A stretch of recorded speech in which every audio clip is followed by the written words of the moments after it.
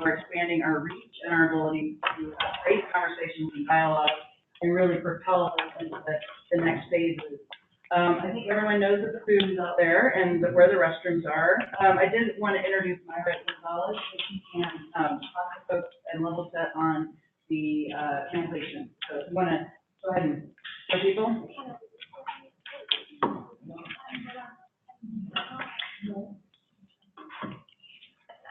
So if you hear me over the headset, please turn it up. Just put your headset in, see if you can hear her. Does anybody else need a headset? Everyone needs a headset. Everyone needs a headset.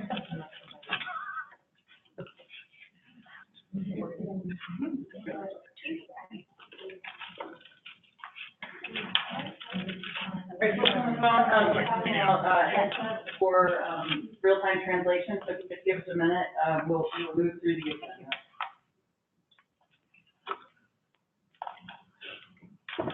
And thank you. I know we have Carrie, Megan, Maddie, and Abigail, so welcome. And then we have a 970 number, and I can't identify it. I could make some guesses that it's someone from the Eagle or Pittston County, or Mason. So it could be Michelle Trujillo, and then she comes on and off, so I'm going to give it to Michelle, my guess.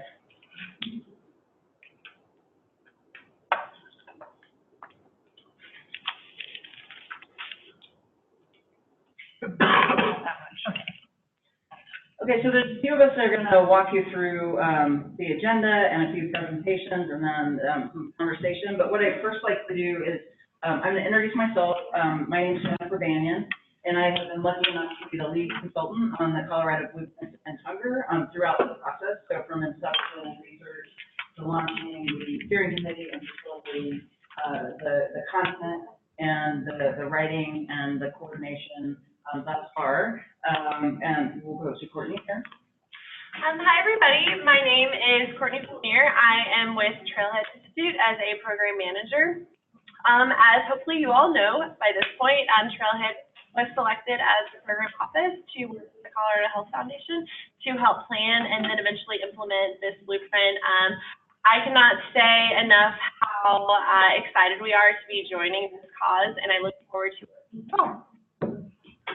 And I just wanted to add on, like, for introductions, we're just going to go name only, and we'll do more in-depth introductions in our work groups, but for the sake of time, I'm trying to catch up on the 15 minutes. We're just going to go with names. So, Cindy? Hi, Lord. Evelina Montoya. Juanita Montoya. Vinny Cervantes. Lane Sazowski. Chris Taylor. Ramapani. Lacey Benson. I'm Khadijah Haynes, and I'm going to ask again that everyone please put on your earphones and keep it on your ear. Anya Rose. Amy Duggan. Erica Edwards. Anita Mercer. Jessica Wright. Jeremy West. Young. Mark Klein. Kyle Hoskins. Donna Garnett. I'm Alexis Wakeman. Hi, sorry. Just before we begin, I want to remind everybody to speak a little bit slower than you would because it does take a little bit of time to process and interpret from one language into another, and also speak loud enough so that I can hear, and also enunciate your words, please. That helps a lot. But thank you.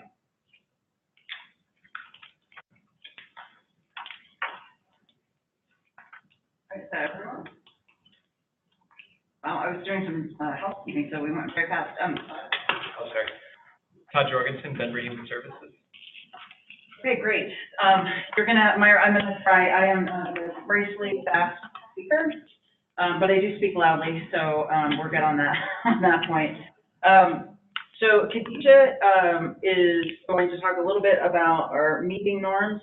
I'm going to walk through a high-level blueprint refresher, especially since we have so many new folks in the room, like how we got to where we are today, the process, and also what we found out throughout the blueprint project, and why it's so exciting for us. Cindy will give us a brief update, and then we will walk into a more in-depth conversation around the idea framework, and that will be most of our day. So Khadijah, do you want to say a few words? I would like to defer immediately and introduce my colleague, Halisi Benson, who is going to actually do the norm. Good evening, everyone. Did you get enough food? Yes. Very good. So the meeting norms that we're going to go over are not necessarily just for an inclusive meeting. It's also for a more productive meeting.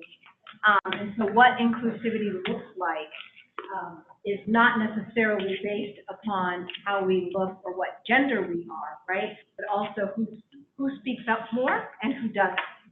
So we want to make sure when we are meeting that we're listening actively, that we're really listening to what people are saying and communicating. We want to be present. So I'm going to ask you to turn over your phones if you can.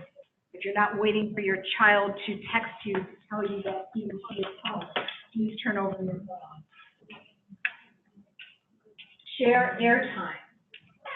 And we'll get into this a little bit more later, but if you find that you're always the one raising your hand, if you find that you are always the one talking, step back and share the space with other folks. Speak your truth. Don't put on a face to meet the faces that you hate. Interpret that. I don't know how that translates. I have no idea how that translates. But you understand what I'm saying. In order for us to have an authentic meeting, in order for us to solve big problems, you have to show up within your authentic self. Be brief but meaningful. Verbose for verbosity's sake. People will fall asleep, they'll tune out and they'll turn over their phones. And then turn off your cellular ringers. We understand that everyone is busy and everyone has a life outside of this, and that we have family obligations and work obligations and all of that. But what we don't want to do is disturb the meeting. And so we just ask that you turn on your ringers, turn vibrators on or whatever, and leave the room if you've got to take the calls that you need. And that is it. Any questions? Pretty self-explanatory.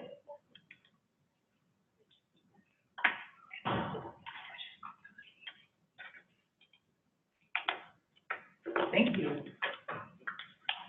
So as I mentioned, I'm going to walk you through the project and the process that we went through. Again, just to really level set on what we were up to and what we hope to be up to as we move forward. Alexis just walked out of the room, but I wanted to really take a moment and explain the amazing leadership that the Health Foundation has played in this role as convener of the group so far. Alexis has been a tireless advocate and has been a core member of the team and really guiding this through the process.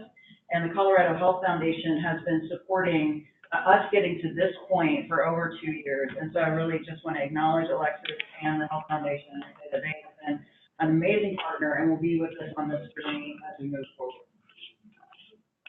So we've introduced ourselves, so we're good there. So a little bit of background on the blueprint. In 2016, we started putting together an overview of what hunger looked like in Colorado. And we did a lot of research of how we were performing in different metrics, how we're impacting the community, researching the implications of hunger. And we put together a white paper that really highlighted hunger, because as of that time, there had never been a concerted effort, as there had been with Medicaid or other programs, to really elevate hunger as a key issue impacting Coloradans. So we really needed to set the foundation for people to understand why hunger is an issue and how it really impacts every single one of our neighbors and every single one of our institutions and communities. And with that came a lot of interest from community foundations, community partners, community leaders, healthcare systems, funders, We hosted a few open forums, and folks said, we didn't know this was this big of a problem in Colorado. And when we presented the facts, but also presented that it's imminently solvable, we had so many stakeholders step up and say, we want to be a part of it. And so we brought together groups.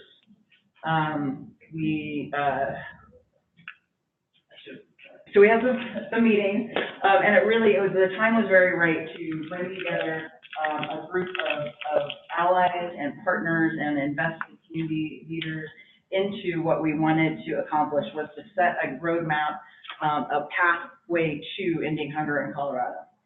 So we convened a stakeholder group of 35 different organizations, and I'll give you the next slide.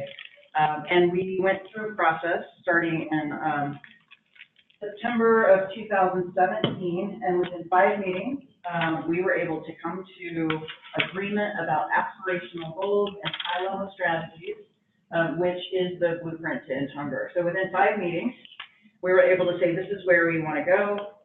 These are the priorities that we're hearing, and then let's go do it. So that's been a great progress. So these are the folks who are on the steering committee, and this represents as broad of a group as we could bring together. Normally, when you have an initiative like this, you need 15 folks from different perspectives to help move you through and create a document like that. And so that's kind of what we had in mind. Luckily, we had so much great interest that we had to expand, and so we were working with a group of 35, and again, we were actually able to move through quite seamlessly, few bumps in the way. But these are counties, all the state agencies, the governor's office, community leaders, people with lived experience, food banks, food pantries, hopefully I said county agencies, healthcare and hospital systems, advocacy, and legal. And so it really brought a lot of different perspectives to the work that we do. So again, I just want to walk through what we know to be true about hunger in Colorado. So it impacts 1 in 10 Coloradans and 1 in 6 kids. So this is really a healthcare crisis, an education crisis, economic equity, social equity, health equity issues impacting so many of our neighbors.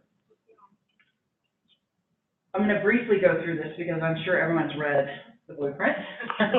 But what we know is that the impact of hunger starts the minute you're born. It impacts infant health and early childhood development.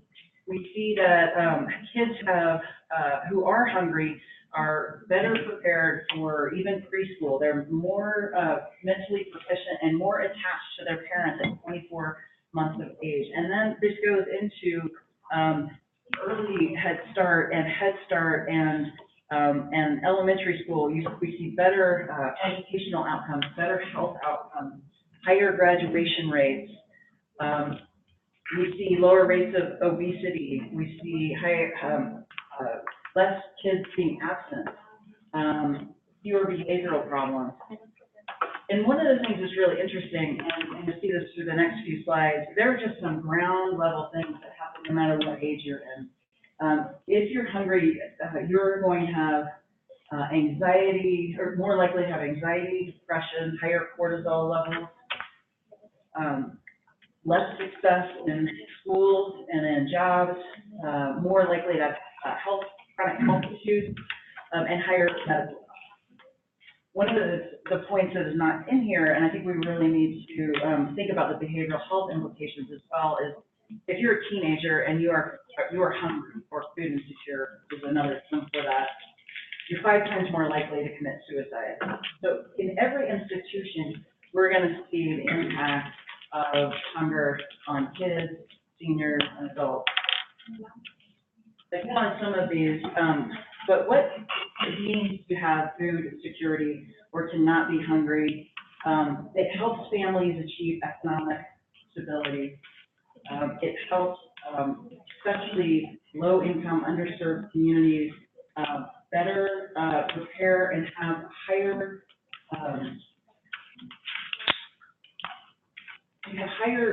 educational and higher graduation rates, and then that propels you into jobs that are higher paying. And especially for low-income families, if you're starting out at a better wage scale, that's going to have impacts throughout your lifetime.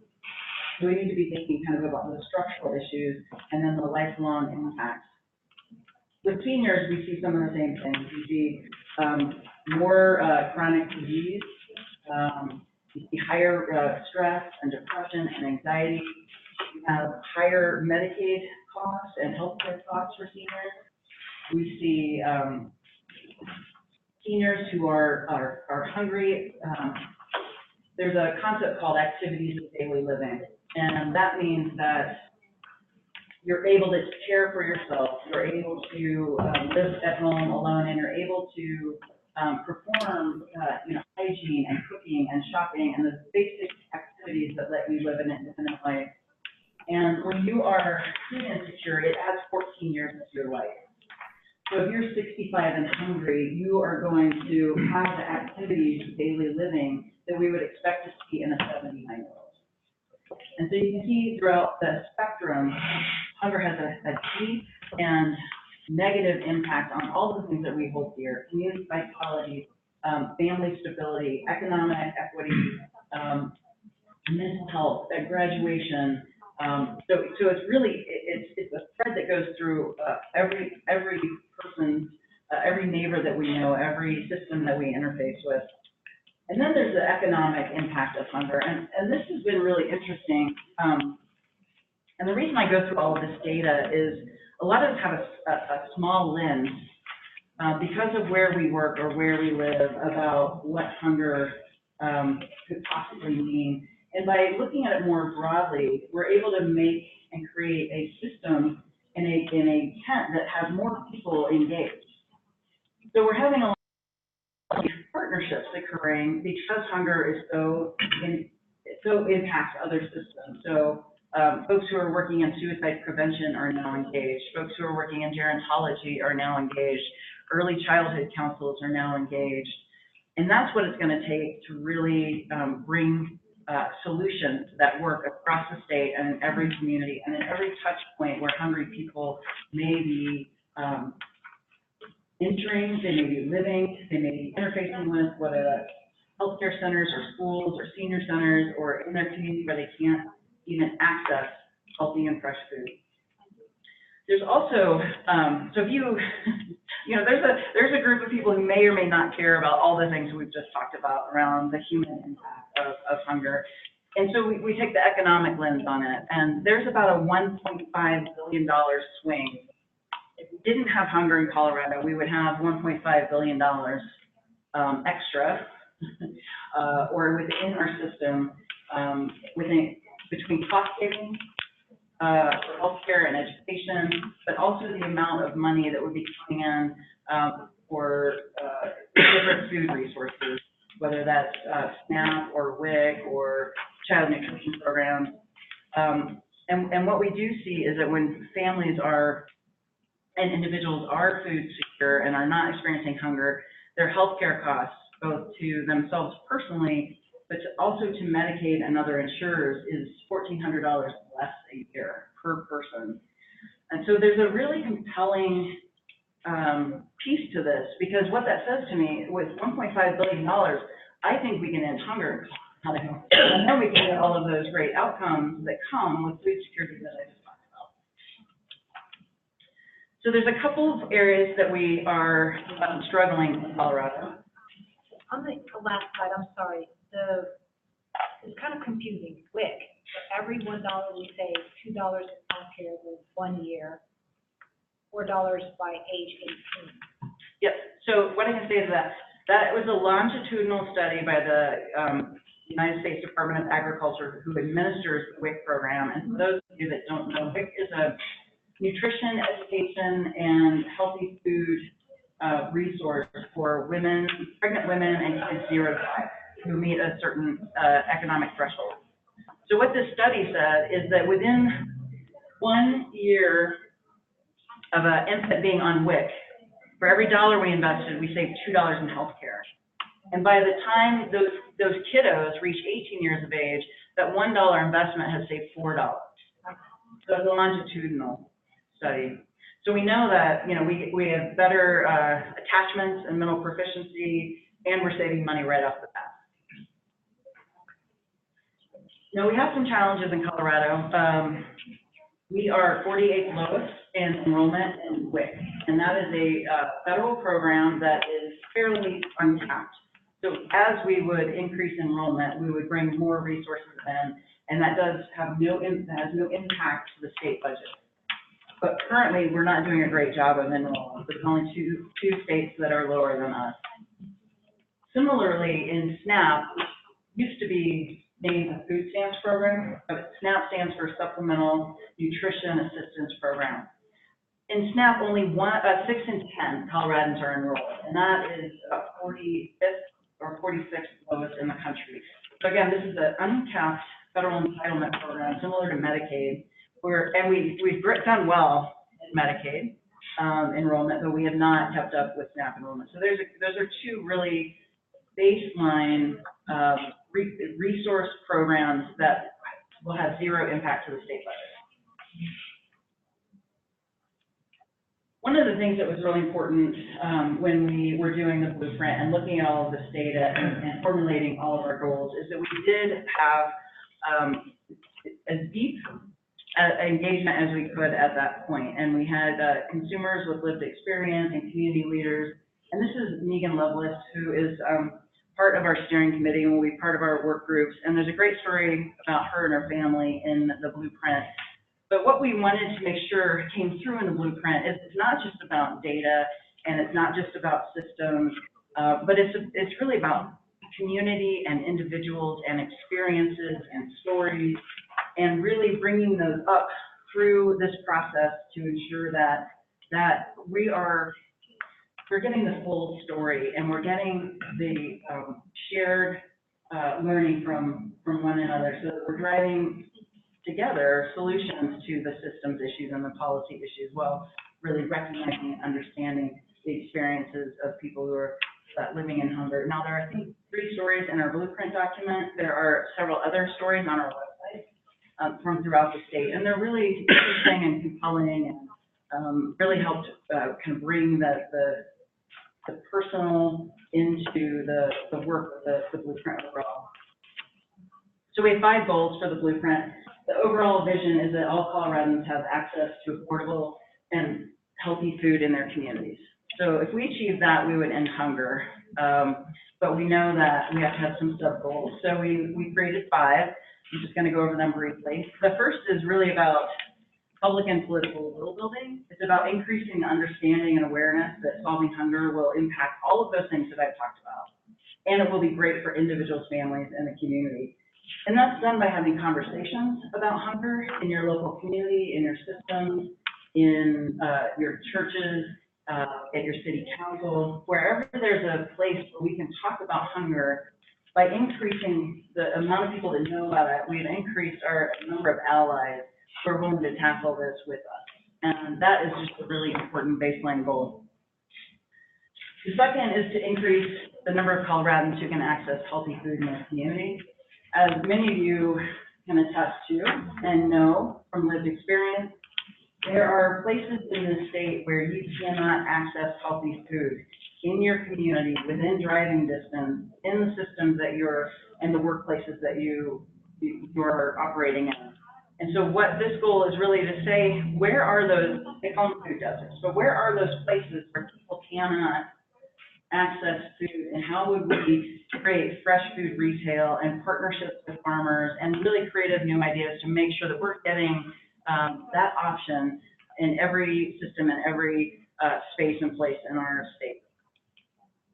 The third is very similar, and it's increasing the number of Coloradans who can access food assistance, and it helps, and it's also about really engaging the community and nonprofits in that effort. So this is really about what do the food banks have and the food pantries have, and what do they need, and how do we use those systems and SNAP and WIC outreach through our community partners?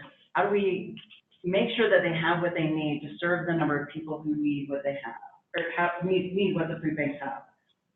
And so that one's going to be really interesting, and it really goes with the healthy food access, and that includes food diversion and recovery from institutions and hospitals and from farmers, and making sure that that gets delivered to the, again, the spaces and places where people are experiencing hunger and need access to healthy food. The fourth is increasing SNAP and WIC enrollment. We have, between the two programs, about 400,000 eligible but not enrolled Coloradans who are eligible for these programs. And so really increasing this is key in solving hunger, because we have all these folks who are not eligible, who are experiencing hunger and could bring in, with SNAP, it's about $130 per person per month in grocery assistance. And when we bring that floor up, we have less folks who need resources from other areas, like the food banks and the food pantries. I was gonna say something else, but I lost my thought.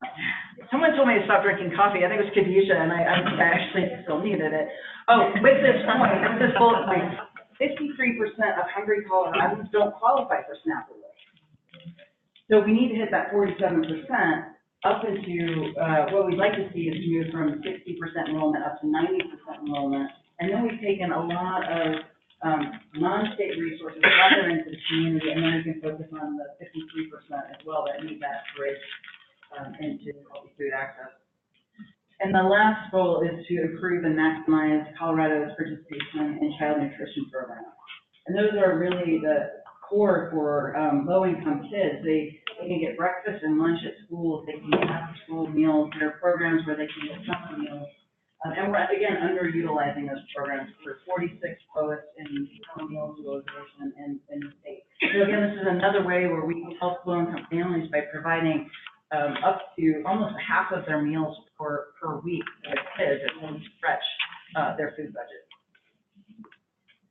So there's a lot of ways that we can be successful, but it really has to be integrative, and it has to be strategic, and it has to involve all the folks who are in the room, as well as other folks who are involved but aren't in the room. To really, again, linking community and resources and strategies and systems and funding and capacity. We have the resources we need in certain areas to solve hunger in the near term. And so it's really looking at these aspects and bringing together action plans and opportunities to work together in a different way to make sure that we're hitting the goals that we would like to hit. Oh my, take a breath. Have some coffee. We all know that's dangerous. So we've had some great early outcomes. We launched the blueprint in January, and we clearly have great state agency working relationships. For once, and as long as I've been in business, and probably some other folks in the room, all 4 state agencies that have a vested interest in food security for Coloradans are meeting. So this is a really great thing, and they're talking about how do we look across our system and across our program and make sure that where hunger impacts individuals, that they are bringing hunger into the picture as a solution. We have a lot of endorsements from different organizations, and we're always looking for more, and so that's a continuous process. We have a lot of funders who are coordinating and really thinking about how their investments will really drive accomplishing those goals that I outlined. I think we have at least $1.5 million out in the first 9 months, and those are really for foundational plans and programs, and we're still building on that as we continue to incrementally build out our infrastructure. We had a couple of really great policy changes.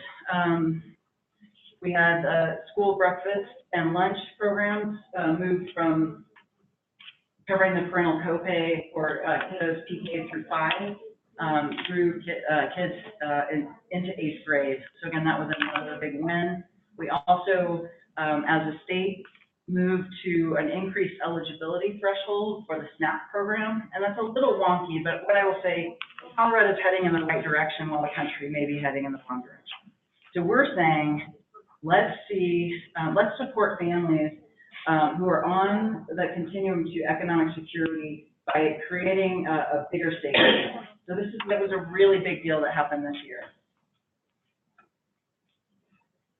So we also have some resources, some are being created, some we need more input on. You can go onto our website and see what your SNAP and enrollment rates are and how many people are eligible but not enrolled in your community.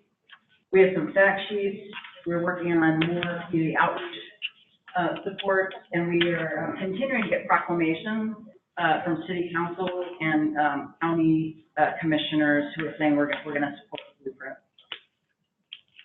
I'm going to just briefly talk about this.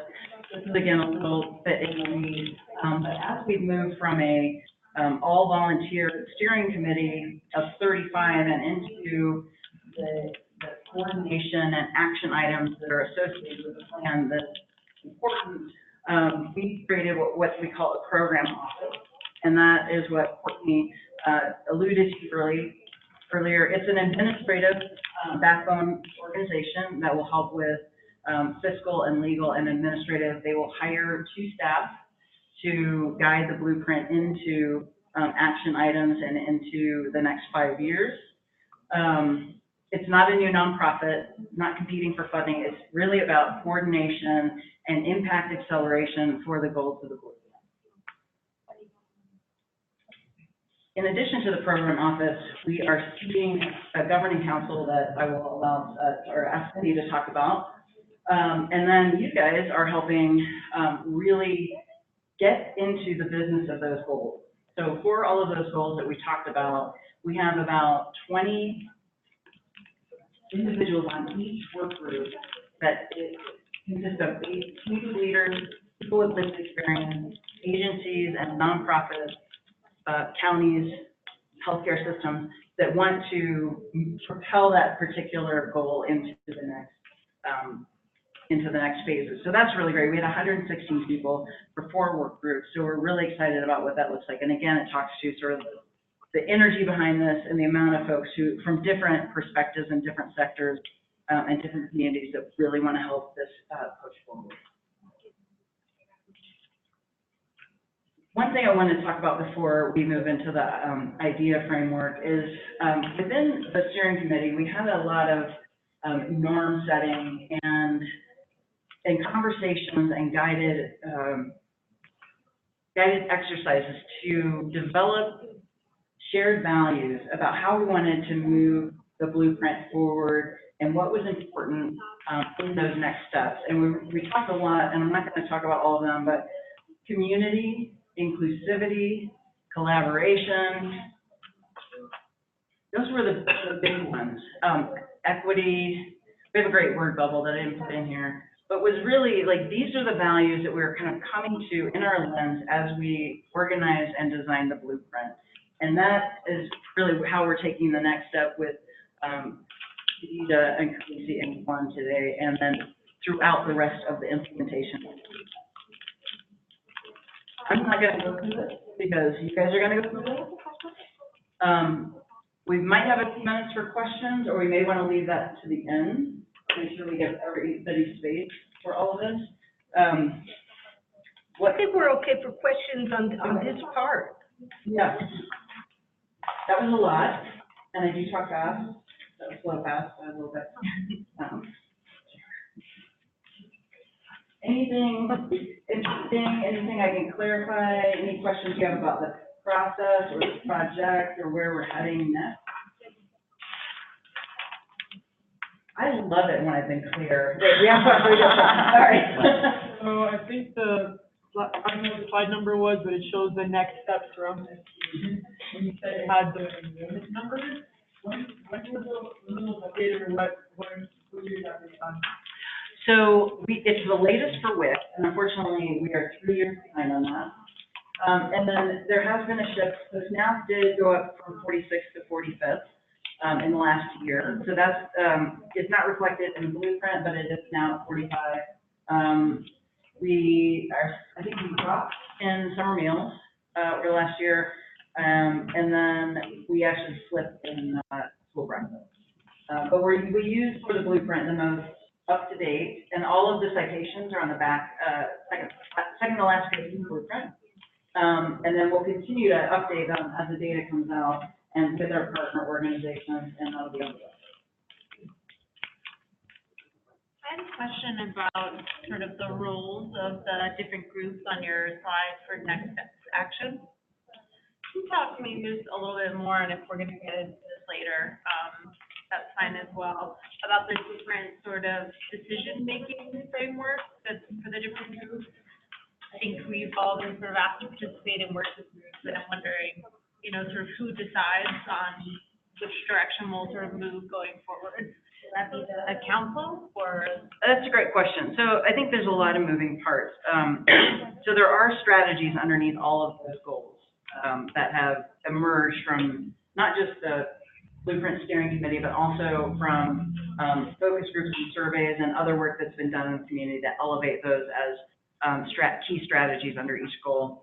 The work groups will help make sure that we are coordinating among efforts that are already happening in the community and prioritizing the investments and the strategies that will help support those goals. So it may be that we work differently together, and it may be that someone needs $10,000 to do this. It may mean that we've got to figure out $500,000 to increase enrollment. It could look very different. But what we're hoping is that these great ideas are fleshed out in more actionable items and more action plans that will be supported by staff and with work group leaders and everyone in the room. And then the governing council will help with priority setting, but there's also a lot of other folks who are involved on the funder level. And I think that's really key. And it's really key that the state agencies are involved because they may be able to think about how they work a little differently or how they might change their SNAP outreach plan or increase it to actually do some work that the community knows we need to do in a different way. So it's really, you know, there is, Cindy will talk a little bit about the governing council. It is a work in progress, but that will be in a high level how things will move forward. Does that help?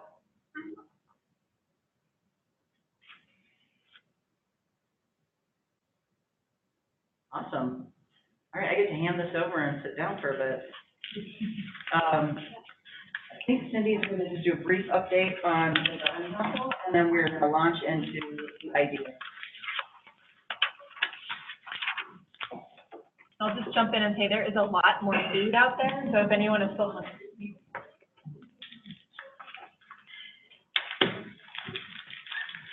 So I just wanted to provide a brief update on the governing council to answer some of the questions about sort of how these layers come together. We have been meeting, as Jennifer said, for months with the steering committee, and we had that group think about what sort of experience and expertise, what diversity and experience, what kind of roles we'd like the governing council to fulfill as they come together. So we've taken all of that information, along with the values that the steering committee created. We put out a call for folks to nominate and nominate others. And that's committee. We've got some folks in this group to help bring some folks forward, and we are working on pulling together our very first governing council. We are, at this point, we've taken the pool of folks who been put forward or put themselves forward on having conversations with folks. We've got a outline of the roles and responsibilities of that group that we're sharing with folks who put themselves forward so they understand what the expectations are. And we hope to be bringing the slate for final approval of those folks here in the next couple of weeks. I feel like we are doing a better job of living into some of our values now in terms of making sure we have a broad range of experiences and thinking about different parts of the state to be involved.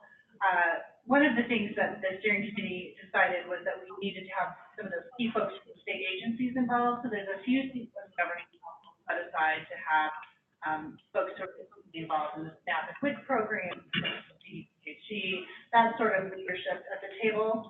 We wanted to make sure we had a number of seats set aside for folks from the community who weren't necessarily attached to an institution, but would bring background and experiences that would really help inform the work on the ground. So we have some seats set aside for those folks. And then we've got some at-large seats for representatives from things like food banks and health systems and statewide groups that work across a number of fields to make sure that we've at least got, as we start, a place to begin to build out that group. For the first set of governing council folks, the terms will be 1 year. We want to make sure that we're creating opportunities for folks who are in the work groups to be elevated to that conversation, for us to have some turnover on that group, so we're asking the right questions, and getting the right information, and having some sort of dialogue. That group will be, as Jennifer said, responsible for some of the high-level pieces. So they're going to help collect the program off staff that will be added to this piece. They're going to think about the overall evaluation framework for how we gauge whether or not we're making any progress on food security in Colorado. These are the folks that can think across the goals. So are there policy issues that are rising up in a couple of places that we might want to think about putting together a policy agenda around? They're certainly going to have that 30,000-foot view of what's happening in work groups and all the different things that are coming together, to think about those higher level priorities, to oversee the program office, to think about the evaluation framework. That's really the goal of the governing council. So you'll hear more very soon on what all of that looks like, and we'll be excited to share that information with you. But I'm happy to answer questions, or if you're happy to touch me afterwards, I'm happy to have them. Okay, great. Now we'll get to the really interesting stuff. Some people like governing council stuff, some people don't. I don't like it that much. I think that leaves that to me. Yeah. Good evening. So I'm going to start by allowing my team members to introduce themselves, and then I'll give you a little bit more background, and then we will get right to our work. So again, my name is Halisi Benson, and I think you've got a way to remember it now, so you want to share that with your team members. I'm from Halisi Benson Strategies. I also run a women's political group and the Rocky Mountain Employee Ownership Center. Juan. My name is Juan Atlas. I'm a Denver native, Colorado. You might have met me in another role where I serve as a constituent advocate and community liaison for United States Senator Michael Bennett. I also do some political work, and I'm here to support. Thank you. So for those of you all who remember me from the stakeholders group, hello again. Some of you all may not be so happy to see me here at this moment. So how did we get from the stakeholders group to here? It was painfully clear that there was not enough diversity included in the stakeholders group, and I was one of the people who frequently reminded everyone of that fact. And out of that came the decision to try to take a different approach as we drill down into the work. And in many ways, the work of getting to the goals was light years easier than the work that you all are about to embark on. And that is because it is actually the hard work of taking stuff off of a page and making it live in the lives of people who are breathing, and people who are hungry, and people who want to help people who are hungry. Think for a minute. You guys just had an announcement. If you didn't get enough food, there's some more food out there. More and more food, and I won't ask, but I wonder what's going to happen to all the rest of that food. I would venture to say that everyone in this room is not hungry right at this moment, right? Right? You guys can talk to me. As long as we speak slowly enough for Myra. But when you get into the work groups, that may not be so. Even though there will be food at every work group. There may be people who don't like that food, don't trust you. They're not going to eat that food. So it is important as we begin to get into this work that we really think about the meeting that we're conducting. And that's what this is. How many of you thought you came here to do a diversity training? Any of you? Thought you came here to do a diversity training? How many of you all, by raise of hands, if you can, some people have issues, But if you can raise your hand, how many of you have been through a diversity training? How many of you liked it? How many of you think you could teach that? How many of you think that you have pretty good awareness of diversity, inclusivity? Seriously, how many of you think you do? Think you're pretty good? Think you're pretty good? I'm counting on it. I'm counting on it. The reason we're going through this approach, and this is not a diversity training. The reason that we are going through this approach is to give you some additional tools on how to construct the meeting, how to construct the environment of the meeting. And for those of you folks who have done some level of diversity training or feel like you're in a position enough that you could do the training, that's going to be really helpful. We're going to count on you to help everybody else in the room feel welcome, to really, really feel like they are part of the process, because ultimately, this huge aspirational goal of ending hunger, think about that for just a hot second. Think about that. Ending hunger in the state of Colorado, that's a big deal. And if we get anywhere close on any of these things, we deserve some applause. We earned our place in heaven if that's where you think you're going, okay? It is really, really important, the work that we have set out to do, and it's really important that any and everyone who wants to help us feels like they can be heard. So, we have developed an approach for meetings to help you design meetings that are inclusive, diverse, and that they are equitable for people to come together to problem solve. So in this meeting, we're going to do some things that you should never do.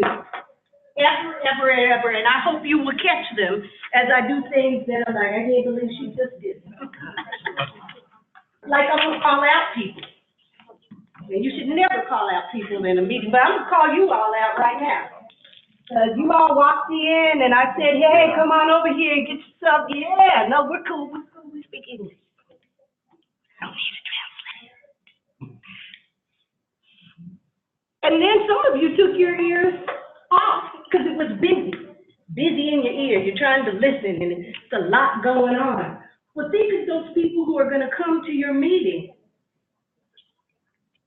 It's busy in their ear all the time, if they are fortunate enough to have somebody translate.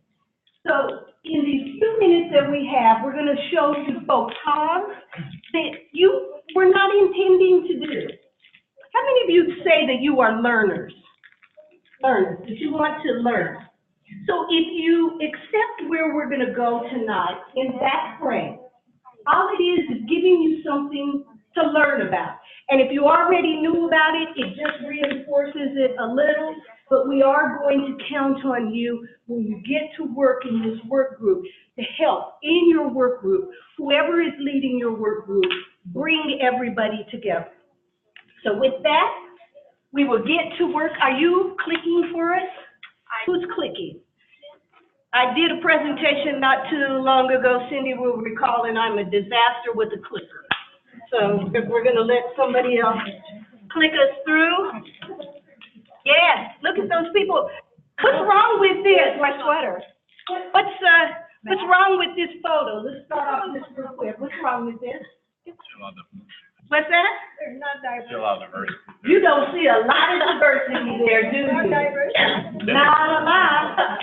Not a lot. We brought in Juan just because we needed some testosterone.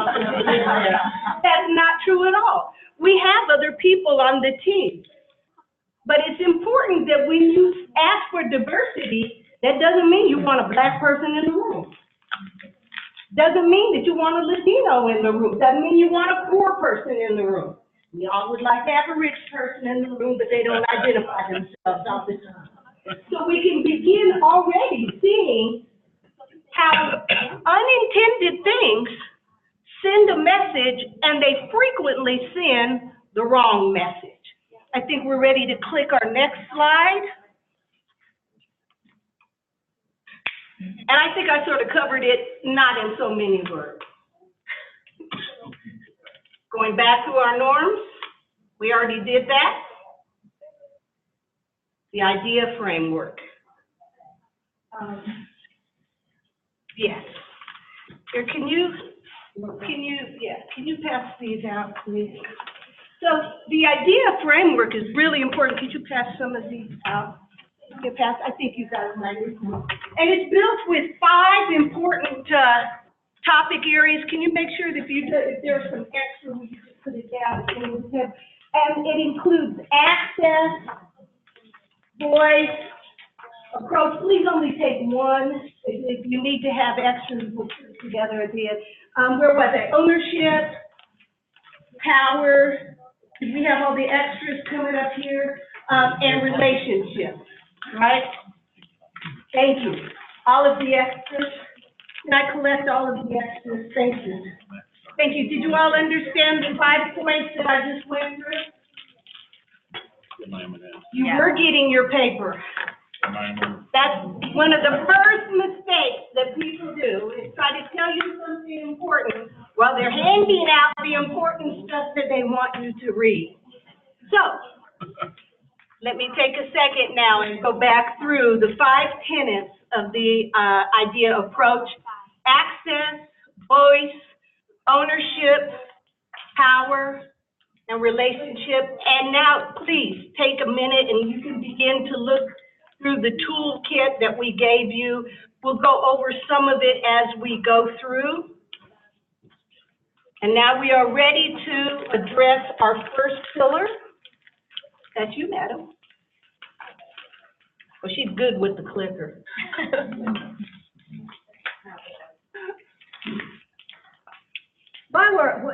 Before I get into access, I just wanted to say, so all you have the handout, which is I think page 8 to 14 of the big handout that the facilitators have for you all. And you can't read that unless you can.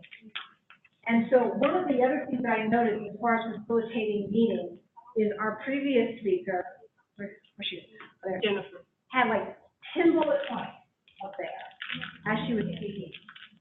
First of all, how you remember all that, I don't know, because I guess you did it all the time. But I didn't hear what she was saying because I was reading the bullet points. And that's like, that's like PowerPoint 101, right? We know that, not to put too many bullet points. If you're going to just say what the bullet points are, then just say it. But we can't do both. So, access.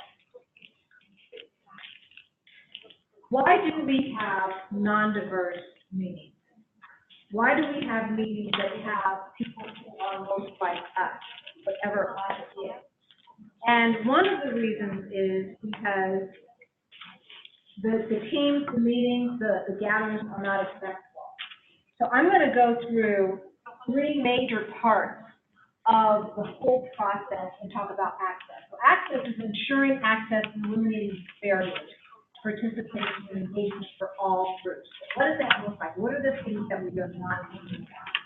So one of the first tenets we covered, have a translator. We live in Colorado. At the schools in my neighborhood, we have over 100 languages being spoken. It means the parents have, are natives to those languages. And now it might be difficult to have 100 translators in the room, we get that. But be aware of where you're at and who you're inviting. We have Spanish here. I know Amharic is really big. We have one of the largest Ethiopian populations here in Colorado. And I'm sure, there's other experts in the room that can tell me other translators that we might have to have in the room. So as we are bringing these voices to the table, make sure that they can speak and they understand what we're saying. So for the onboarding process, conduct phone calls or webinars. Webinars may be problematic. Most people have phones. But call folks. What do you need to participate? It seems so simple, but how often do we do that? You know, I need your voice at the table, and what do I need to have in this room in order to make it easy for you to participate? We are doing one session right now, and we're doing another session Saturday. It will be very interesting to see who shows up Saturday and could not show up Tuesday. It may be very tough, so we'll give you those results. If you want to make a bet on it, we'll take your money. Clearly communicate how power is going to be distributed and who gets to make decisions. Oftentimes, we invite folks into the room to check the box. We want to make sure that when we're inviting folks into the room, that we are inviting because they bring value to the process and they have information, lived experiences, et cetera, that we do not have. They want to make sure that their time is not wasted. Here's a big one. Make sure the space is conducive to meetings for all bodies. We're going to do a little bit of an activity later about that. I suppose if Khadijah and I were not taking up the spaces at the end, we could put someone who was not 100% able-bodied into this room to participate. It's a little tight, definitely tight on this side, right? Select meeting times that are conducive. So we're having a meeting tonight, and we're going to have a meeting on Saturday during the afternoon. Folks have more than one job. Folks have to take public transportation. Folks have kiddos or older parents that they're taking care of. And it's very easy to only see things through our lens and not, first of all, I haven't had kids at home a long time, so when you need me, I'm there, right? I don't have those kind of prohibitions, but now I have an aging parent. So now things look different. And I'm experiencing a different kind of taxation on my time. So we need to be aware, as we're bringing these diverse voices, all of the typical impediments that happen. Where is the meeting going to be located? Is it in the communities which we are trying to serve? A lot of foundations have been talking about this, but I still see people who don't look like the community to into the community to save them. Is public transportation easily accessed? Is it in a central location? Is there free parking? That could look at some problems, right? And you've got you just get a lot of credit tonight. I'm going to read this because I think it's very important. Scaffold and differentiate activities to accommodate the various education and skill levels of all participants, to ensure that all participants feel valued and able to contribute. So when you're talking about what needs to be done, make sure there are meaningful activities for everyone. Not just busy work. I'm going to probably repeat that 2 or 3 times because I've seen it too often. And then for meeting follow-up, give feedback. And offer an opportunity for anonymous feedback. Google Forms is free. You can send it out. You cannot track their email. You can print that tracking email thing off, and people can put in a survey for free. I would suggest also having paper and pencil for folks who don't have easy access to the internet. So if I want to interject, so you can pick up your materials, turn to page 11. 11 is a great tool to address what Khaleesi's just been talking about. It's just a logistics questionnaire. Thinking about where you're going, and you guys already told us you're diverse, you've been through the training, you already know all this, but it's just a reminder for things for you to think about. This is a good time in access. Khaleesi and I talk about this frequently. Time is money. You heard that phrase? Time is double money for poor people. double money. If you work for a state agency and you're coming to participate in this, you're probably getting paid for your time. Probably. If you're independently wealthy, your time is yours. Or if you have a good enough job that you can slide a little bit and tell them you have a meeting at 3:30 and spend the rest of the day at another meeting you want to do. But many people, poor people particularly, do not have the ability to come to your meeting. And that is a huge access barrier to people participating. Come to my meeting. Me. Come to my meeting. So when we look at this checklist, some of the things that and Felicia talked about, call people, talk to them. What do you need? If you have elder care, if you have child care, and saying that we offer child care for our meetings, I know, you know that that's old and tired. I am not bringing my kids to your child care. I have somebody that can do this for me, but I need to pay them. I need them to be at my home. I need their tutor to handle it, whatever it is. So as you're thinking about these meetings, be thinking through also the resources that you need to have people at your meeting. It's not just food. Do you need an Uber to pick you up? And we talked about RTD and the bus, and some of the neighborhoods that I've worked in, they're walking a half a mile to get on a bus that's going to be an hour. So you've already taken a huge amount of their time. So public transportation is not always your answer. Can I get you an Uber?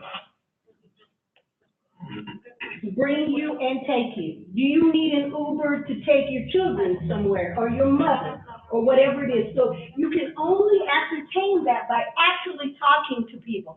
We have changed the paradigm in the United States now, where we actually ask you, do you need something vegan to eat?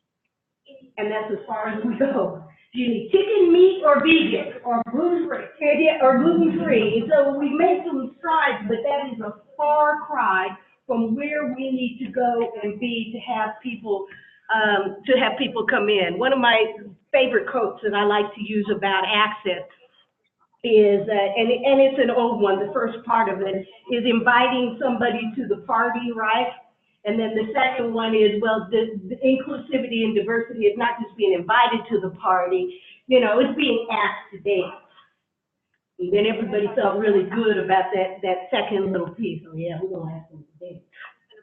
And then you put on country and western, and they're trying to, you know, temptation walk, and it's not working. So the next piece is that they get to pick the music. So as you're thinking about this, let the people in your group occasionally have an opportunity to pick the music. And there's one other piece. You have to dance to their music every once in a while. You don't have to learn to do the Temptations. Pretty easy.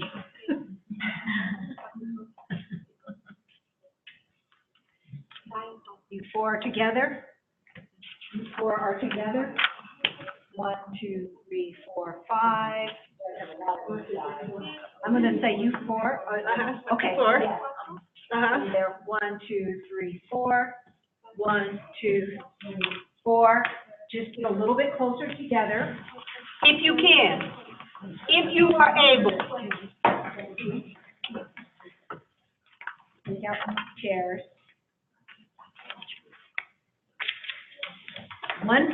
Designate one person to be the coach. Do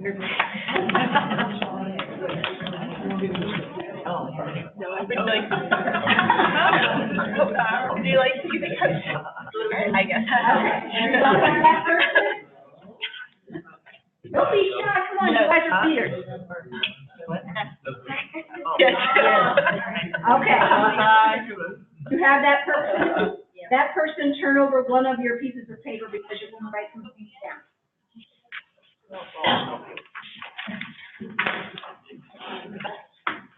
Okay, everyone who is not a coach, close your eyes. And I want you to tell your coach the answers for this. What percentage of the people in the room are Latinx? Close your eyes. Close your eyes. Let your group, go ahead, speak in your group. Yeah.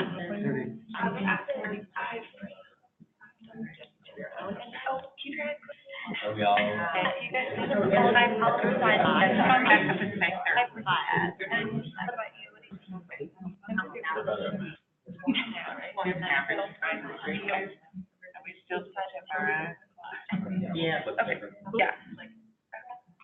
What percentage are African American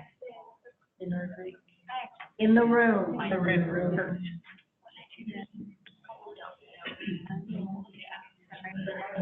Keep your eyes closed if you are not the coach.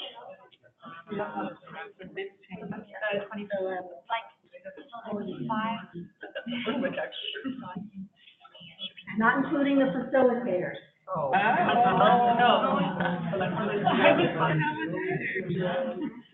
Did you hear that add-on? She said not including the facilitator. Here we go. What percentage, so we've got Latinx, African American, what percentage are indigenous or Asian?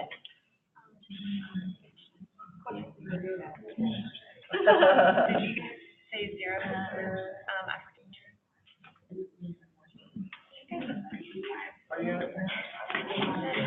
like that thing, something like. I know, that's what I I'm saying 0. What percentage have mobility challenges or any other kind of noticeable challenges? Noticeable? Well, yeah, because phrases you might not notice. We said noticeable and we said mobility challenges. For those of you on the phone, I don't know how to translate this to your living room. But you did see us on the cameras. Your eyes closed, you're not coach. So can I add one more? Okay, keeping your eyes closed, I want you to tell me how many people in the room have a medical challenge.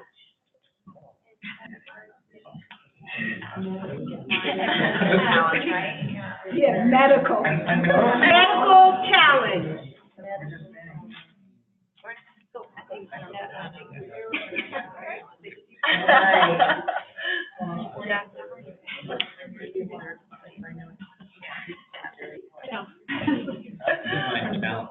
Yeah. Right. I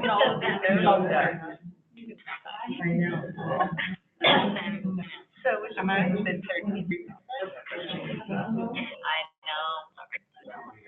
Okay, Okay. everybody got it? Let's open our eyes.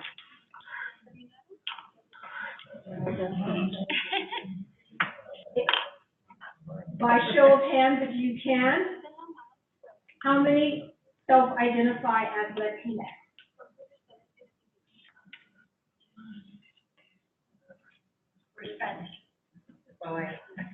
Thank you. That's interesting. No, thank you, I appreciate that. Yeah, so mom said Spanish, daughter said Latinx, and 2 others. 4 or 3 and a half. I don't know, you're both, right? Okay. What percentage self-identify, well, I said except facilitators. Right. What percentage self-identify as African American? Or who identifies as African American? You're facilitating. That doesn't mean that I can't hold my hands up. I do too. Okay. Who self-identifies as an indigenous person or Asian?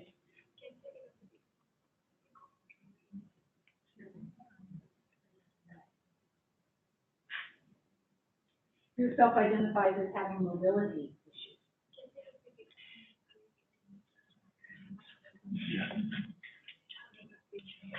Medical issues.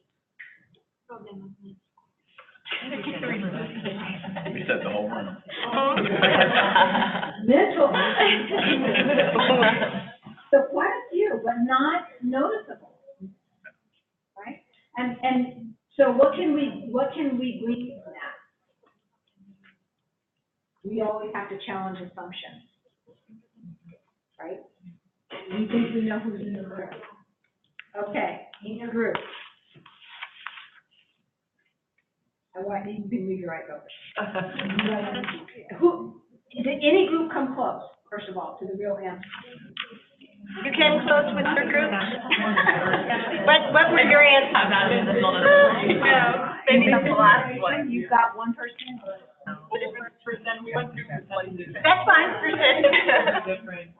Follow. Okay.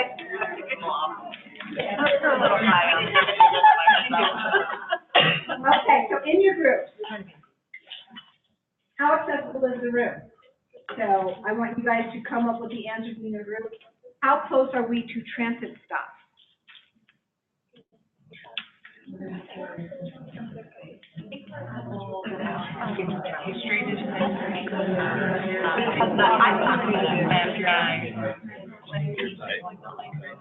Yeah.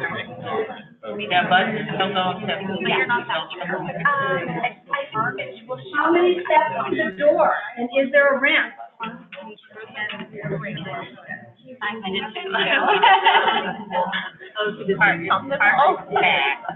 Is the door heavy? Is the door automatic? Automatic. The doors were open. I think they have it. People live at home, but I think the front door had a. Where are the restrooms and how accessible are they?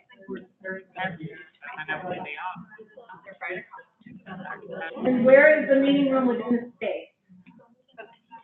So these are I went through this quickly because I realized how much time we have left.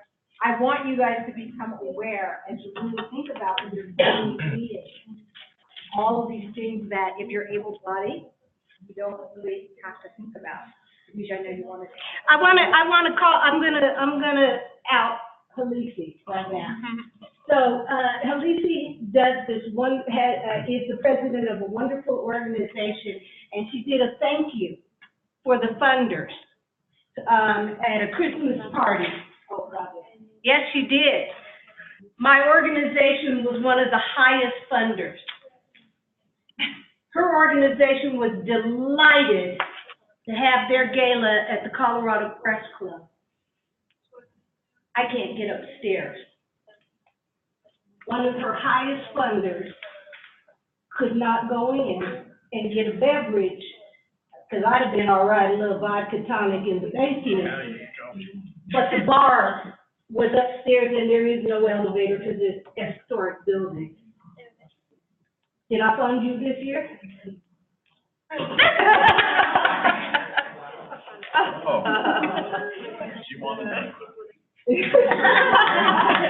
What someone thinks is lovely, and it is, and what an honor to be able to have a gala, particularly for that type of an organization in that facility, but it's always better at a party for me to have a vodka tonic. Because the checks get bigger. All right, yes. I want to call out two things. Okay.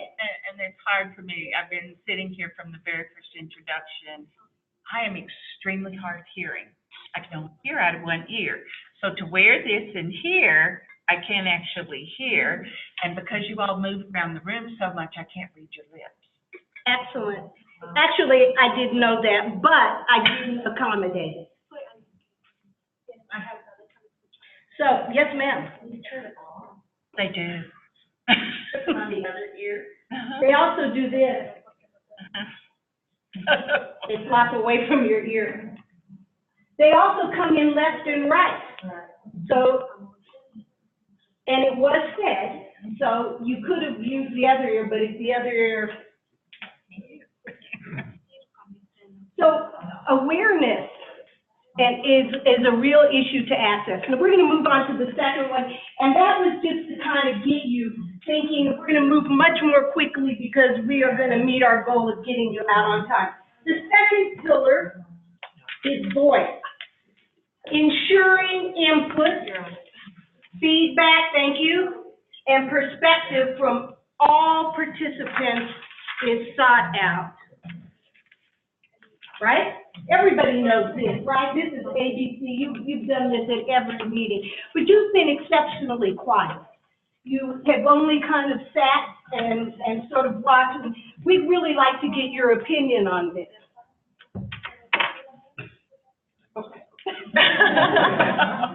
So what do you think about this? I agree, everyone should have the opportunity to give input, feedback, perspective. I know not everyone feels comfortable offering that verbally, so probably having other ways to get that feedback would be helpful. What did I just do to Alexis? Just give her opportunity to talk. She didn't want one. Alexis said at the very beginning of this, I'm here to observe. I'm not even going to sit down. I'm just here to, right, okay? She did not want to voice an opinion, but me, in my arrogance, trying to be all inclusive and diverse, you were quiet. So I'm going to come over here and out you in front of everybody and make you talk, which is not what you want to do. How many of you are type A personalities? Raise your hand. How many of you are type B? C? How do we know? D? E?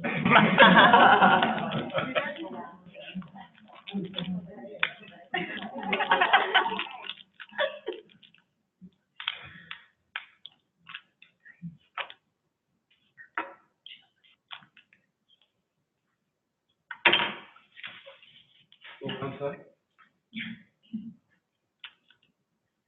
He's type A.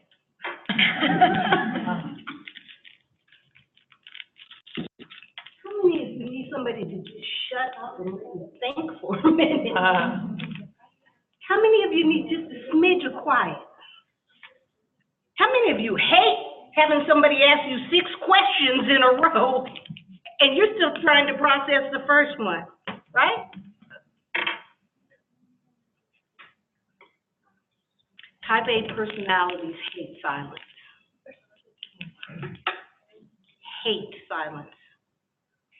Type D personalities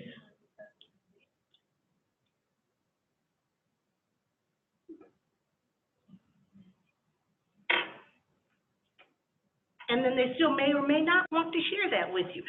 They will share with you.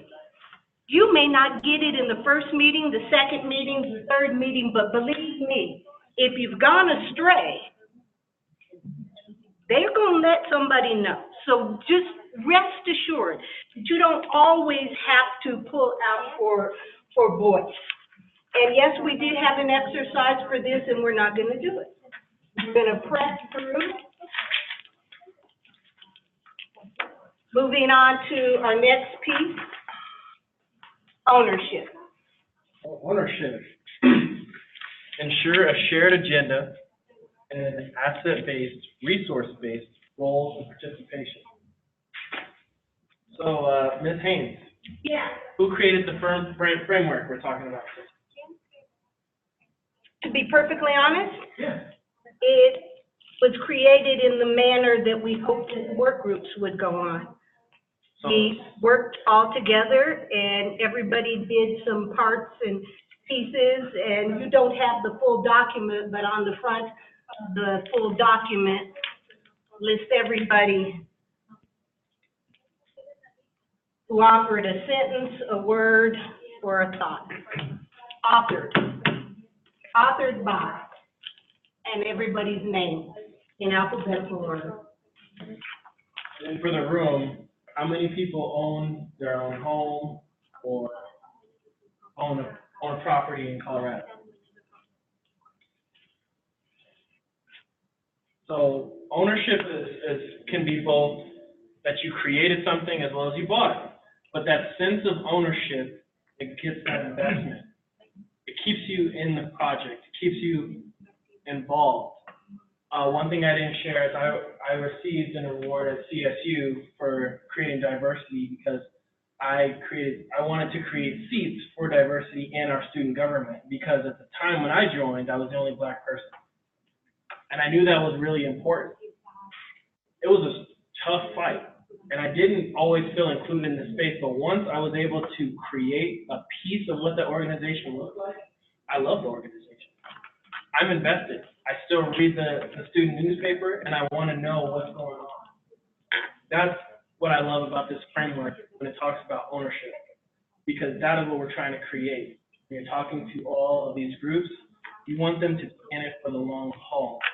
You want them to always be a part of the conversation.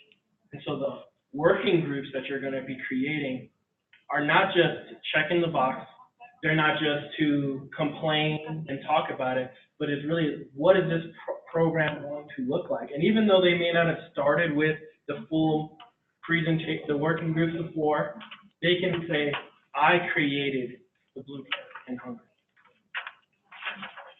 So do we have time for the exercise?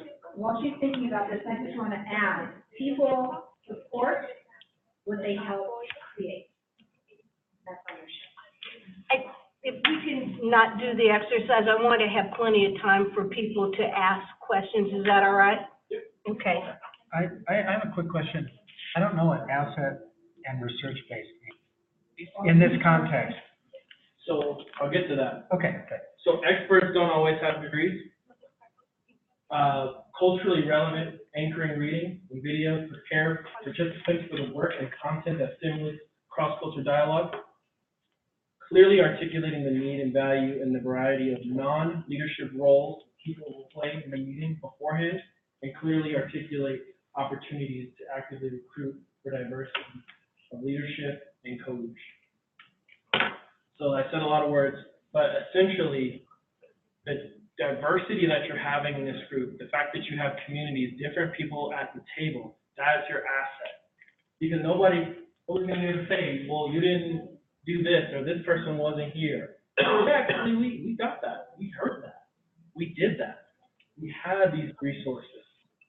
So that you know, I'm sure you don't want to be a part of something that people end up not hating, or they don't like, or they feel uncomfortable with. Now you are solidifying it. And that, I mean, it's not about being bulletproof or having no critique, but that is an asset that you have different people at the table for the longevity of the project, but also type of conversation that you're going to have. If we had more people here tonight, our conversation might even be at a whole another level, and we might have talked about different issues that you all could have walked away with even more. So that's where that happens. Any other questions? And the resources are also the resources that those have. I want to talk, because I want to be clear that the process of creating the blueprint, while I started off and said there wasn't a lot of diversity, and nobody challenged that, because everybody made an assumption that diversity was what? Right. Ethnic. There was a great amount of diversity in the stakeholders, and one of the very special ownership things for me as a participant was when we had the green chili meeting. A couple of us got to talking about food and cultural food, and then it was on. You know, who makes the best green chili? Well, New Mexico was, of course, not. Colorado, but then which side of town? Is it the north side, the east side? And it ended up in ownership through the food, which is what we were discussing, that people got to bring that asset to come back to the question. Everybody has something they feel fabulous about that they just want to share with the world. Your job in this work group is to find out what that is and have it translate and marinate in the work of your work groups. And I'll say one last thing You can see on the document different places where ownership is, so you can kind of check that out. But another piece that we want to talk about with ownership is the resources and things that you're bringing to the table. Are there opportunities to invest in minority-owned businesses and women-owned businesses? You talk about diversity, there's an opportunity right there. The food that you source for the meetings, the room that you spend, maybe the venues that you have it at, can we use this as an opportunity to use the dollars we have in the program to help a business, which is going to actually help the community, because people from those communities are going to hire from those communities. And so that's what this is all about. And so it's not just about creating a shared agenda, it's also about using those resources and again, creating something everyone feels like they own. Another thing on that, if I can, Quan, is somebody has Cousin Benny who's got a room. Everybody's got an Aunt Martha who can cook. Everybody's got a something. So when you're looking for venues and places to host your meeting, and you're going to be doing that in concert with Courtney, who's going to be helping look for the logistics. So ask the people in your work group, is there a place? Is there a part of town? Is there a side of town? We had an argument about where this meeting could be. And the words that came out is, well, it's going to be centrally located. Central for whom? Well, we're central for everybody in the metro area at least, but we have some people on the phone and this was not centrally located for them. And for some, they don't move out of their neighborhood a whole lot. So it's like a reverse being invited to a party. Maybe you have to ask them, can we bring a party to your house? And we'll help you clean up. So, power. I'm going to mention this activity as I roll into power because it all plays a part in the room. Know who's in the room, and not just who considers themselves aging, who considers themselves able-bodied, but who is in the room. There is going to be an assumption of power, and that comes from 400 years of abject oppression that is embedded into our subconscious. And so some of us, when we walk into the room, we automatically take a subservient role, which means that you will not get all that person, all of the gifts that person has, or that they can bring to the table. So if you know who's in the room, by asking questions, by making a call, that they have a Martha and a Cousin Benny for the resources. Right? And this is what they do as a hobby. And this is what they do for a living. And this is where they volunteer in other spaces. And this is where they go to church or to temple or whatever place that they might happen to be a part of. If you don't know that, then there is no way that you can build a meeting that takes advantage of all of that. And so when we're talking about power, ensure that all participants are empowered to make decisions and add value independently. If you are designing your meetings with all of that in mind, then you do that. The other part about empowerment is that everyone should know before they get into the room what the goal of the meeting is. If they don't know the goal, if they don't know where we're going, then they don't feel empowered to speak up. Because I wasn't at the last meeting, and so, I don't know. I don't want to sound dumb. And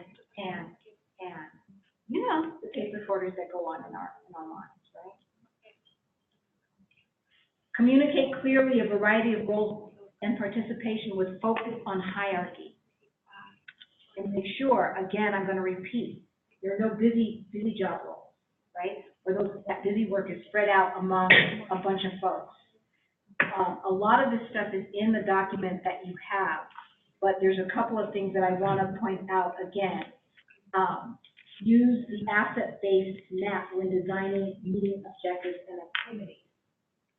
What assets do you have in the room? And the only way to do that is to make those calls, so that you know who's in the room. We had the last one, we had an activity to do that. We could easily just, 10 or 15 questions. Raise your hand if you are not from Colorado, because being from outside of Colorado brings a different perspective. Raise your hand if you've done this. Raise your hand if you've done that, whatever it is. Nod, whatever. And that will give you some ideas. Facilitate shared decision-making processes. How do you do that? Anyone have any suggestions? Ask Cindy. Cindy. I've done that all night tonight. Alexis, Cindy, all night. So, yeah, I've already associated her with our Alexis, who's now in New York. So you've got your doppelganger. So I can remember, I gotta do whatever I can do once you get a certain age. She's laughing. So one of the things that you can do is decide how decisions are going to be made. Do we do thumbs up, thumbs down, sideways?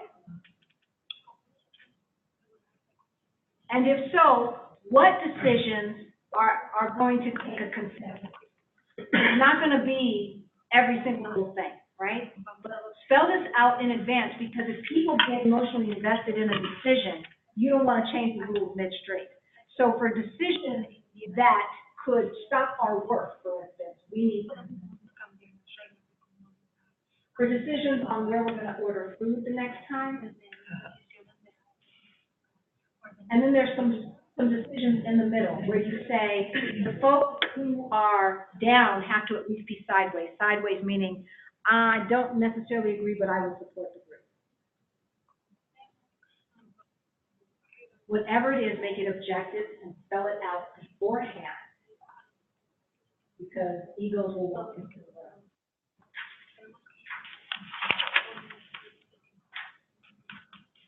Who here needs to go to the restroom? Raise your hand, please. Raise your hand. How many people don't? How many people do not need to go to the restroom? So if we go by majority rule, we can just lock up the bathrooms right now, right? Lock up the bathrooms because majority rule. Most people don't need to go to the bathroom. Does that seem cool? Good way to do stuff? Oh, my goodness. Lock down the resources. So that, as Americans, we think majority rule, that's how we do it, it's democratic politics, right? This is all good stuff. But I think that kind of illustrates that that's not always the case. How many times can a person say no before you disregard them? How many times? 3? Is it 3? Anyone else? Depends on the context. Is that what you said? What's the context? Just give me What are the stakes of them saying no or not? being an irritant. Let's try that. I'm gonna play devil's advocate. You know those folks. How many times before we disregard their voice? Never. Along those lines, let's discuss that later after the meeting. I'll catch up with you and we're gonna discuss that. You just cut them off. It's very effective. I'm certain everybody in this room has done that at least one time, and not with their child. Right?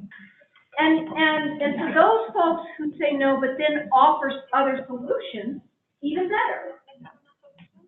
Right? And so when we're talking about having meetings, and one of the things that's in your handout that I also want to point out is around lateral thinking and we didn't get to that yes and. We didn't. yes and, instead of yes but. So we were brainstorming on how to fix this, on how we're gonna go about this goal. And someone is spitting out ideas. The one thing that we do not want to do is say, yeah, but that won't work because that stifles creativity, it cuts off the conversation, and does not lead to better ideas. So try to envelop yes and into your, anybody's done improv, trick, yes and into your lexicon, and that will promote and distribute power as well. Last one, relationship.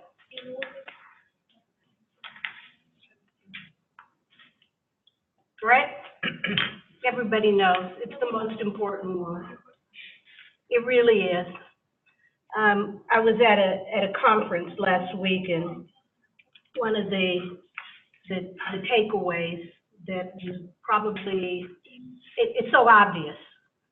I should have been saying it since I was 7, and it is that progress moves at the speed of trust. Trust comes from relationship.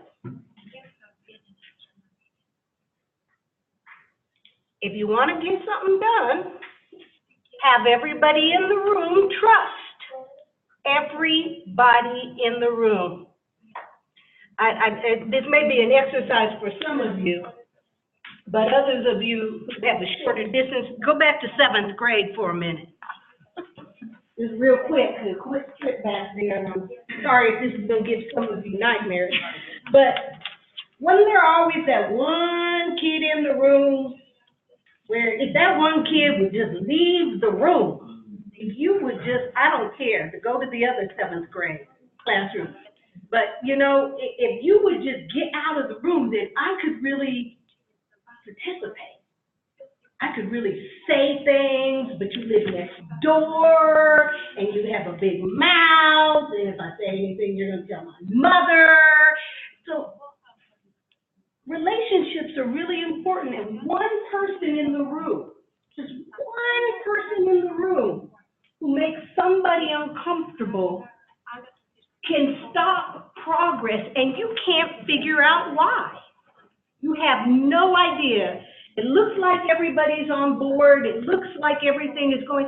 So go to relationship games. Go to relationship games, and this is also a great thing to do at the very beginning. Icebreakers, they're there for a reason. Icebreakers are not really to put people at ease. That's, oh, we're going to do an icebreaker, everybody's going to be at ease. No, it isn't.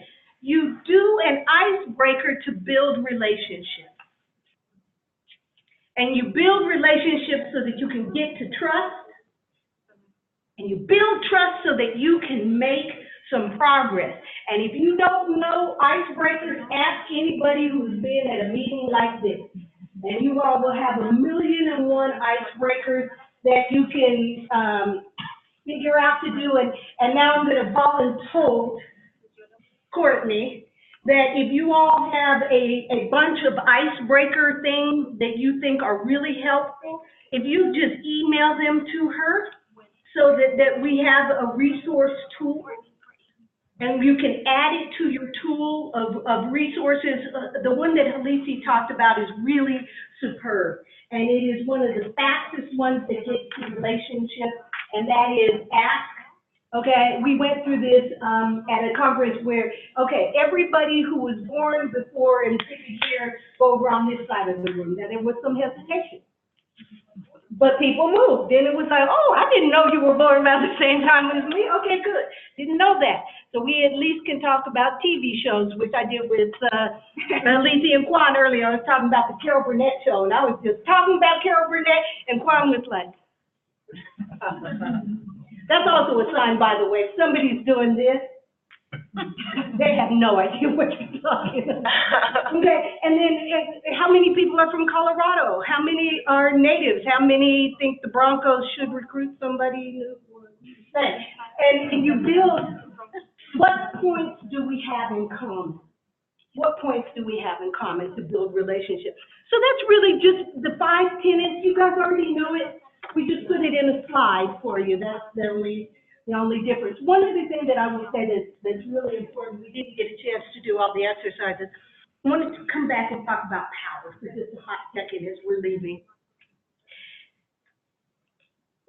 And I have to say this, watch your language. Watch your language. I'm gonna call you out. Oh, I know. Okay, then you tell me what it was. Too many acronyms, too many complicated, concepts. No? All right, what else did I do? Those are all good things to take into consideration, but only if you were on the, high-level group. So, are you all on the high-level group? Well, that must mean you're low-level. So we want the low-level people to get over here and do this, and the high-level people, they're gonna be up at 30,000 feet. I don't know where you all are. You're at least a mile high, because you're in Denver, so you got something going for you, but not a whole lot, because you are not high-level. Words, high-level thinking. I'm sorry, I didn't know thinking came in levels. Thinking doesn't come in levels. Creativity doesn't come on a chart. Yeah, I'm off the chart creative. What is that?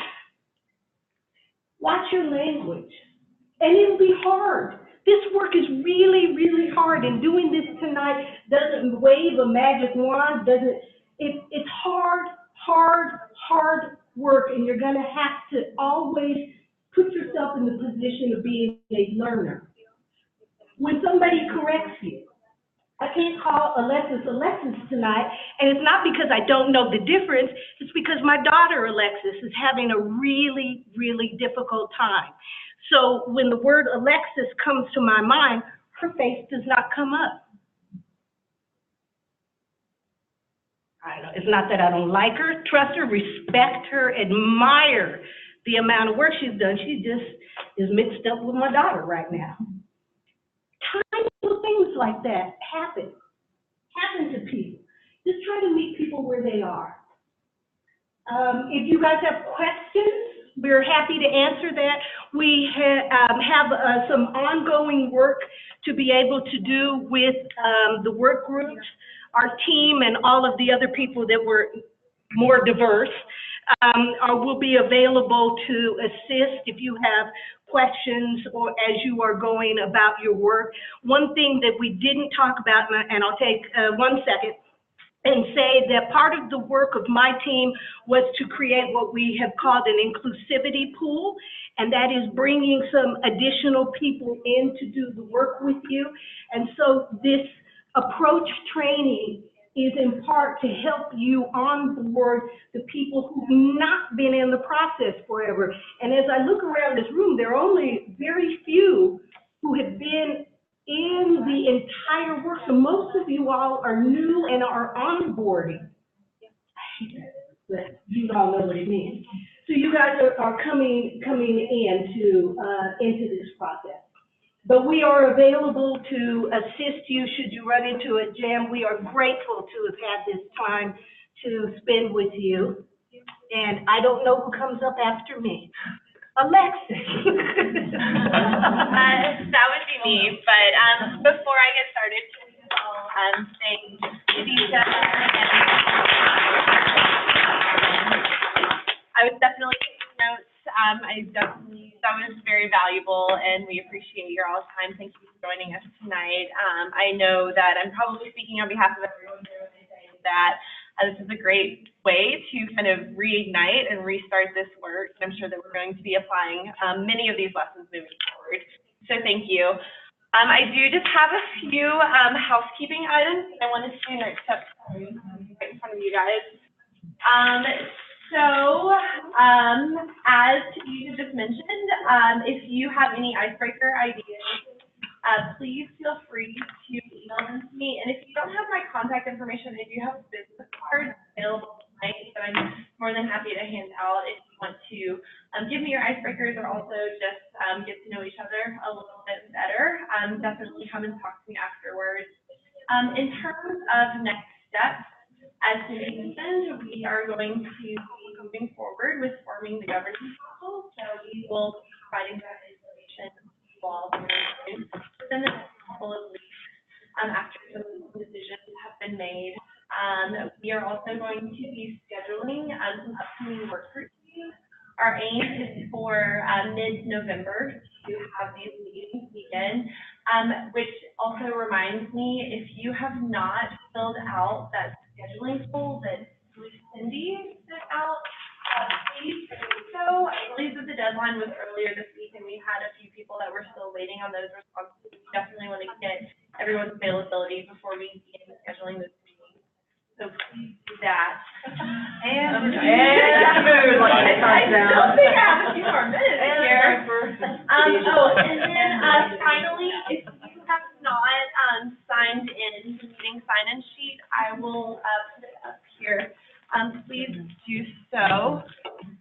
And I believe that that is it. And do you have any questions before we adjourn? You can all go to the bathroom. Yeah, please, questions, comments? I just wanted to say that I was just kind of leery about coming tonight. I'm not sure how we can participate, but I really loved your session. I mean, I learned, I really knew a lot of this, but not in the depth that you gave today, but thank you for that. And, thank you for having us, and dinner was great. Let's see. Yeah, we definitely feel free to grab a plate, to take home. There are plenty of the whole thing. Oh. Or the whole thing. Yeah, sure. Take a big bucket of chicken. Okay, well, thank you guys, and we'll be here, for a little while, breaking everything down. So if you want to spend, we have some networking time built into the agenda, so if you want to stay and hang out and still be here while we shop. Take care. And then, if y'all could just leave your headsets on the table, just take off the, ear set from the receiver, and I'll come pick that up. Thanks, great. And thank you, Myra. Yes. Oh, that is true. I hope you guys. All right.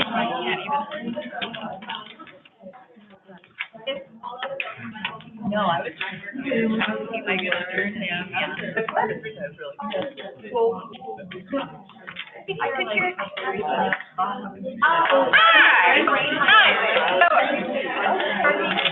Nice to meet you. Yeah.